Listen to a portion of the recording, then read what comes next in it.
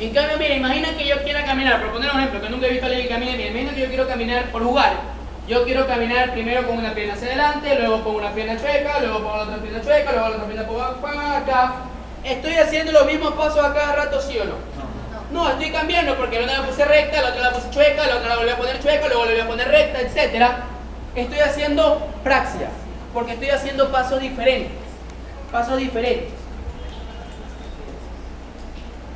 Bueno, entonces ya sabemos lo que es praxia, olvidémonos de la praxis y centrémonos solo en la taxia. Entonces la taxia es eso, es repetir.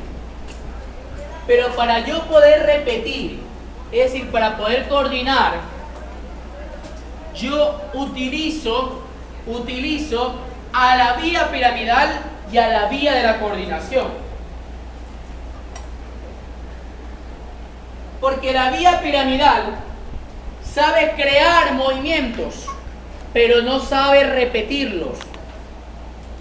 Sabe crear movimientos, es decir, sabe hacer praxia, pero no sabe hacer taxia. Sabe crear, pero no sabe repetir. Mientras que la vía de la coordinación, que es parte del cerebelo, que interviene en el cerebelo, es lo contrario. Sabe coordinar, sabe taxia, pero no sabe crear, no sabe praxia. ¿Ok? Entonces, uno crea pero no coordina y el otro coordina pero no crea. Y como se dan cuenta que lo que le falta al uno es lo que tiene el otro, trabajan en conjunto. Trabajan iguales, los dos unidos, para tratar de compensar lo que les falta. Y esto es lo que sucede. Por ejemplo, si yo quiero borrar esta pizarra, yo cojo el borrador y primero tengo que crear un movimiento. Tengo que formar algo nuevo, porque yo no paso mi vida borrando todo a cada momento. Entonces primero creo el movimiento, saco el borrador y comienzo a hacer este movimiento que es creado, es nuevo. Es decir, que estoy utilizando en este caso, ¿qué vía? La vía piramidal, la praxia. ¿Ok? Pero luego cuando yo sigo borrando, mires esto, hago lo mismo y lo mismo y lo mismo y lo mismo para borrar. Ahora, ¿qué sucede? ¿Qué estoy utilizando? Taxia, la vía de la coordinación. Si es como trabajan uno con el otro. Luego me dice, borra ya. Creo un movimiento, lo sigo creando y repito. Praxia, taxia, vía piramidal, vía de la coordinación. ¿Ok? Y eso es lo que sucede.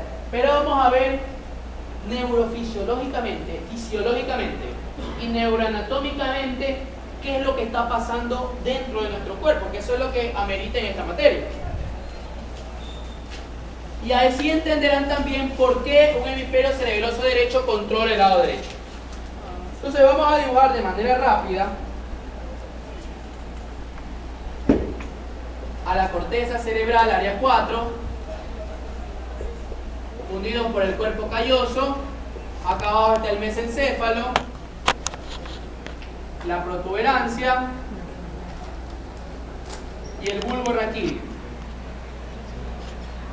¿Ok?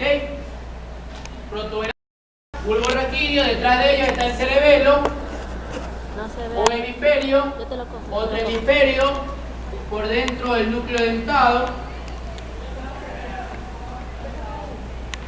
¿Quién conecta al tronco cerebral con el cerebelo? ¿Quién conecta? Me faltó el ojo. Los pedúnculos cerebelosos, exactamente. ¿Quién los conecta? Los pedúnculos, el superior, el medio, el inferior.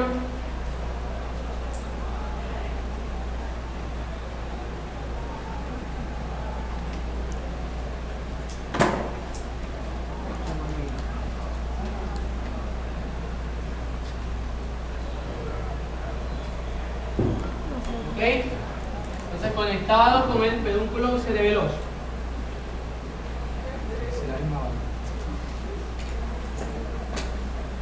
Ya apareció. Ahora, entonces representemos neurofisiológicamente qué es lo que está pasando en el cuerpo de cada uno de nosotros cuando hacemos eso. Dijimos el borrador, ¿verdad? Cogí el borrador, usé la vía piramidal. Como estoy estimulando mi extremidad del lado derecho, ¿qué área 4? ¿De qué área 4 nace el impulso? Del área 4 del lado izquierdo. Entonces área 4, vía piramidal, desciende, desciende. Y en la parte más inferior del bulbo, ¿qué pasa?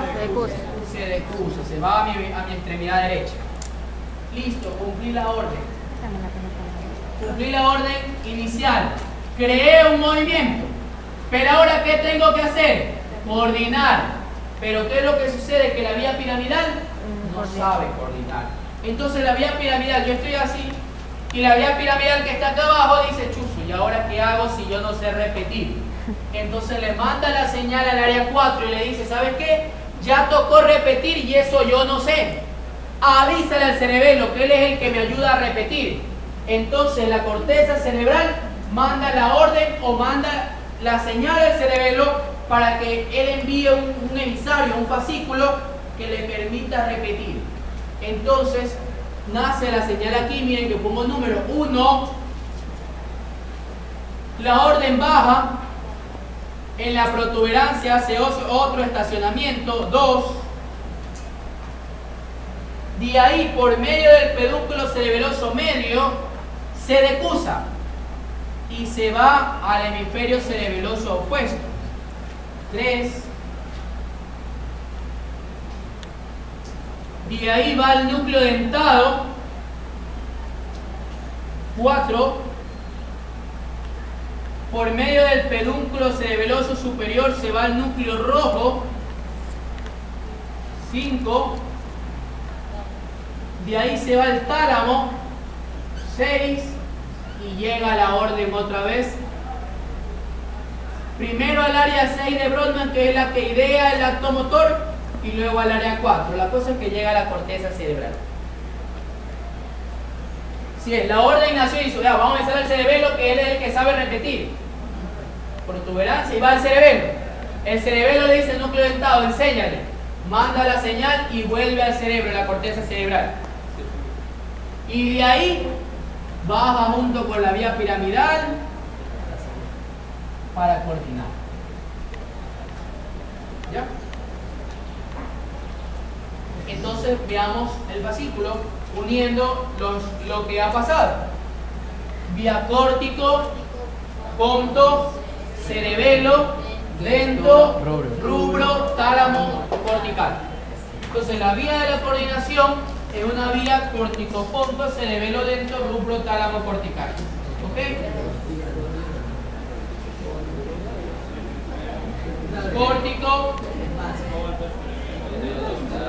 Córtico, ponto. Mira, córtico nace en la corteza, ponto va a la protuberancia, cerebelo va al cerebelo, dento va al núcleo dentado del cerebelo, rubro se va al núcleo rojo, tálamo se va al tálamo, cortical, llegó la orden, llegó ya. ¿A dónde llega la orden? Otra vez el área 4. El área 4. El área 4 baja nuevamente con el Si se pueden dar cuenta, ¿qué extremidad es la que se está utilizando? la derecha. La extremidad del lado Derecha. derecho. ¿Qué hemisferio cerebeloso trabajó? Derecho. El derecho.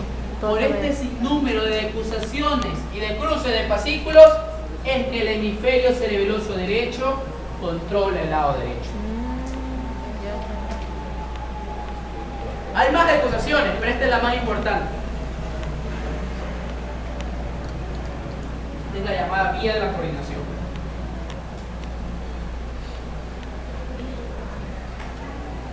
¿Ok? Es decir, ahora sí ya saben por qué se daña, por qué el derecho controla el lado derecho y por qué el izquierdo controla el lado izquierdo. Ahora sí podemos pasar a analizar a un paciente cerebeloso. El cerebelo, neurológicamente, para aplicarlo a un paciente, yo el cerebelo lo divido solo en dos partes. Un verbi, que es el centro, y un hemisferio cerebeloso, que son los lados, derecho e izquierdo. Un verbi, centro, y un hemisferio cerebeloso a los lados, derecho e izquierdo. El vermis controla el equilibrio, mientras que el hemisferio cerebeloso controla la coordinación de las extremidades. El derecho, coordinación de las extremidades derechas. El izquierdo, la coordinación de las extremidades izquierdas.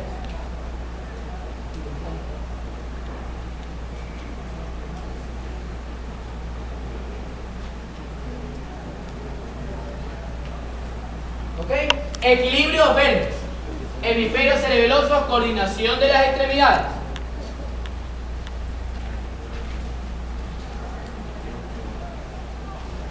Desde el momento que yo veo llegar a un paciente,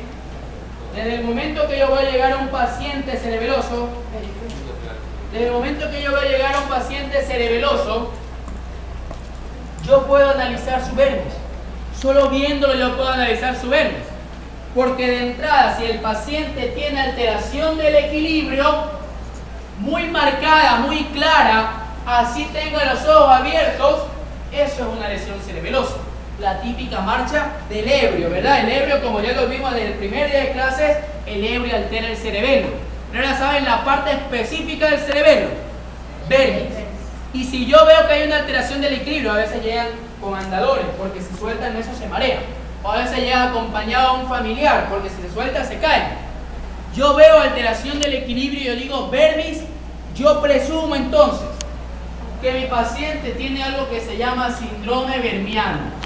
Síndrome vermiano es daño del vermis. Y por eso cerebelo es muy interesante, porque me permite dar, o mejor dicho, todo neurología, pero aquí es donde más fácil se entiende. Como en neurología, ustedes cuando hagan el deber van a identificarlo, en neurología al final se llama diagnóstico. Y el diagnóstico en neurología, hay un diagnóstico que se llama topográfico, es decir, dónde se encuentra localizada la lesión. Y si tu paciente tiene un síndrome vermiano, ¿dónde está la lesión? En el vermis del cerebelo. No le hiciste tomografía, no le abriste la cabeza para ver el vermis, no esperaste a que se muera, etcétera. No, simplemente observando, viendo neuroanatomía y neurofisiología, comprendes que la lesión se encuentra localizada a nivel del vermis del cerebelo. Y puedes decirlo hasta más bonito, la lesión se encuentra localizada en la fosa posterior a nivel del vermis. ¿Okay? Solamente entendiendo fisiología. Pero ahora yo tengo que ver si mi paciente no tiene también dañados los hemisferios cerebelosos. ¿Cómo lo hago? Viendo qué tal coordinan sus extremidades. Si coordinan sus extremidades, yo digo, los hemisferios están bien, solo está dañado el vermis, sigo con síndrome vermiano. Pero si también están dañados los hemisferios, es decir, si no coordinan sus extremidades, yo ya no puedo decir solo vermiano porque me quedo corto, me quedo a medias. Tengo que decir que el diagnóstico es más amplio y a eso se le llama síndrome cerebeloso mixto. Si predomina del lado derecho o solo del lado derecho, digo mixto derecho. Y si solo del lado izquierdo, mixto izquierdo. Y si en ambos, puedo dejarlo solo hasta síndrome cerebeloso mixto. Entonces, paciente con síndrome cerebeloso mixto derecho, ¿dónde está la lesión? Derecho. Paciente con un síndrome cerebeloso mixto derecho, ¿dónde está la lesión? Vermis, hemisferio cerebeloso del lado derecho. ¿Y cómo tiene él? Está con alteración del equilibrio y las extremidades derechas tienen una mala coordinación. Pero la pregunta es, ¿cómo puedo saber si tiene una buena o mala coordinación en las extremidades? Mediante maniobras semiológicas. Miren, como estamos incluso haciendo parte del deber, porque en el deber hay algo que se llama síndrome cerebeloso o analizar semiología cerebelosa. Porque como ya les dije, examen físico en neurología es diferente a los demás aparatos porque cada parte del examen físico analiza una parte neuroanatómica. Entonces, yo hago maniobras de coordinación en extremidades. Las más fáciles son la metría, la sinergia y la diadocosinergia.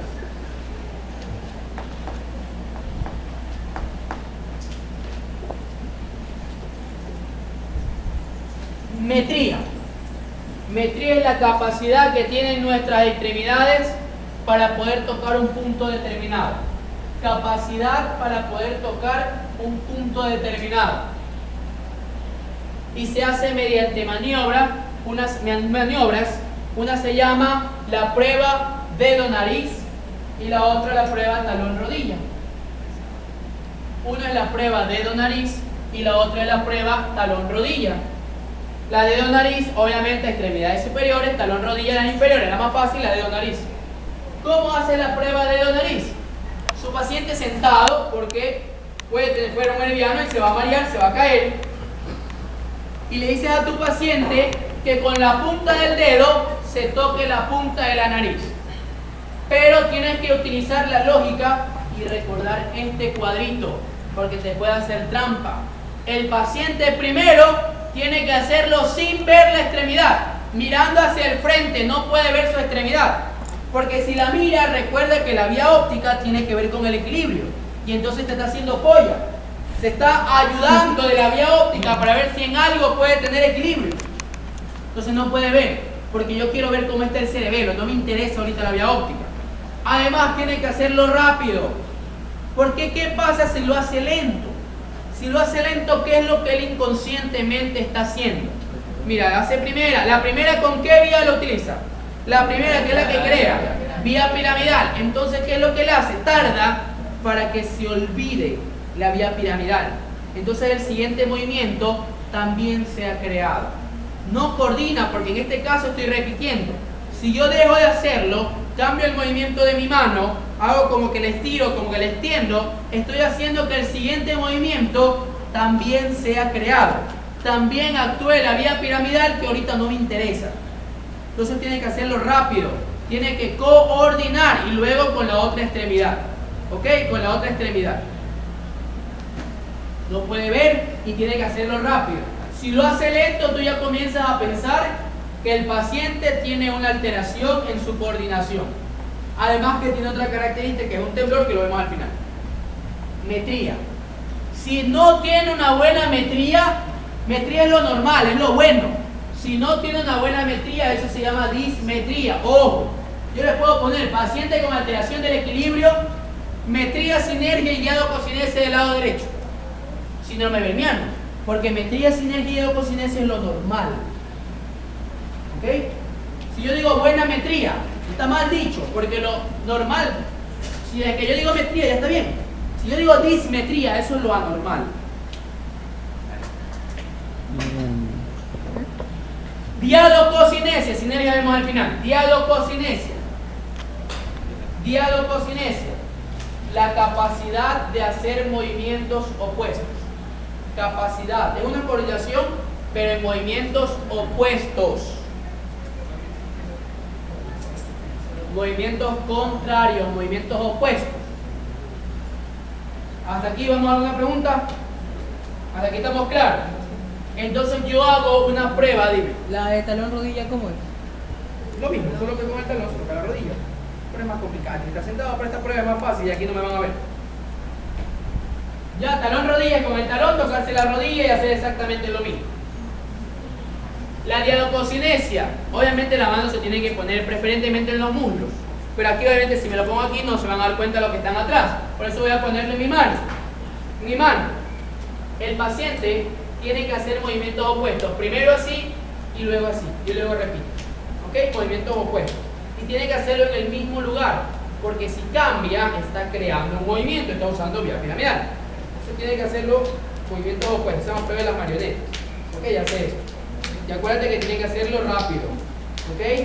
Y luego con la otra extremidad. No pueden ser las dos a la vez. No pueden ser las dos a la vez. Es primero una y luego la otra.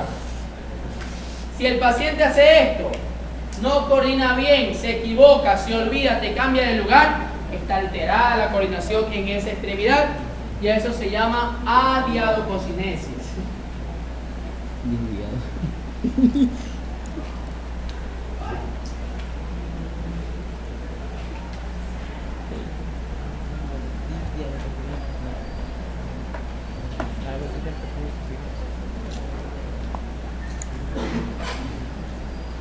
Y por último, la sinergia.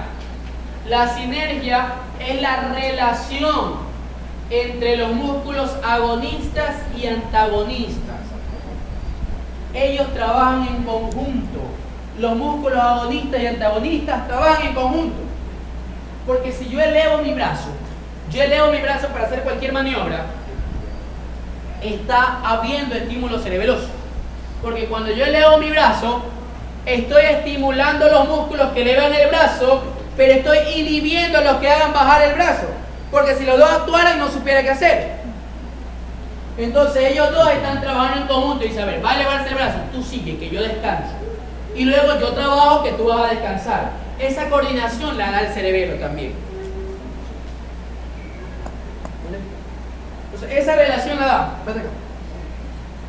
Y yo hago una prueba que se llama Stewart Hall, que eso no interesa el nombre, en donde el paciente sentado, tú le dices al señor, mira, usted va a flexionar el brazo y yo voy a tratar de estirarlo. Y usted va a tratar de ponerse opuesto a mi fuerza. Yo trato de estirarlo y usted lo trata de flexionar. Se trata de flexionar el brazo y yo lo trato de estirar. No, flexiónalo y yo trato de estirarlo. Así yo le digo que se quede y un momento sin que yo le avise, yo le suelto el brazo. ¿Ya? ¿Ok? Yo le suelto el brazo sin avisarle a él, yo le tengo que soltar el brazo. Si hace lo que dice el señor, está normal.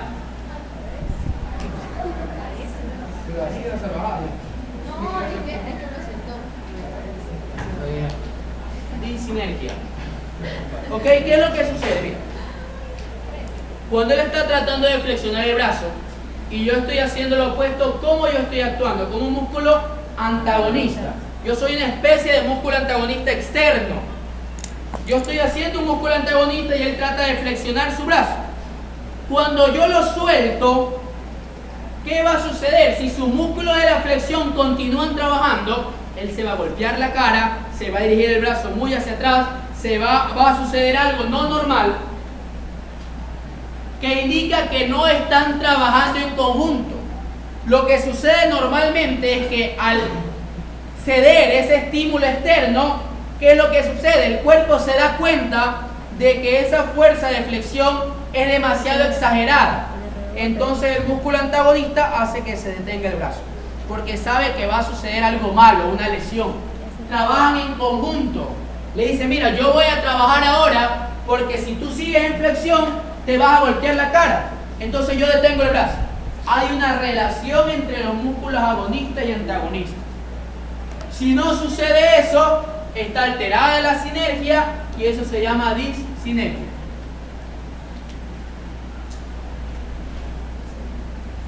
Entonces mi paciente llega con alteración del equilibrio, síndrome vermiano, si es que la metría, la sinergia y la cocinesia están presentes, es decir, están bien. Pero si tiene un síndrome vermiano y aparte tiene dañada las extremidades, tiene dismetría, disinergia y adiadococinesia, yo ya no puedo poner que es un vermiano. Pongo síndrome cerebeloso mixto. Si es derecho, derecho, izquierdo, izquierdo. De los dos puedo poner bilateral o simplemente lo dejo ahí. Y la lesión saben dónde está. Entonces yo digo, alteración del equilibrio más dismetría, disinergia y adiadococinesia del lado izquierdo con predominio del lado izquierdo. ¿Dónde está la lesión y cómo se llama? Síndrome cerebeloso mixto. Síndrome cerebeloso mixto. Izquierdo. ¿Dónde está la lesión? En el vértice y en el hemisferio cerebeloso del lado izquierdo. Se acabó la historia. Okay. Dale avance. Y por último, dos características más que tiene el cerebeloso. Primero, la disartria cerebelosa, que ya la vimos. El paciente cerebeloso no coordina sus músculos y habla como cantando un poco raro. ¿Ok? Cerebeloso no coordina los músculos de la fonación. Y siguiente, todo cerebeloso tiene el temblor cerebeloso.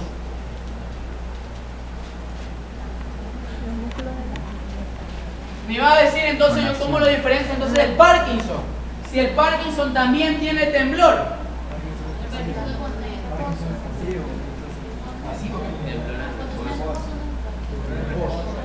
¿Ya?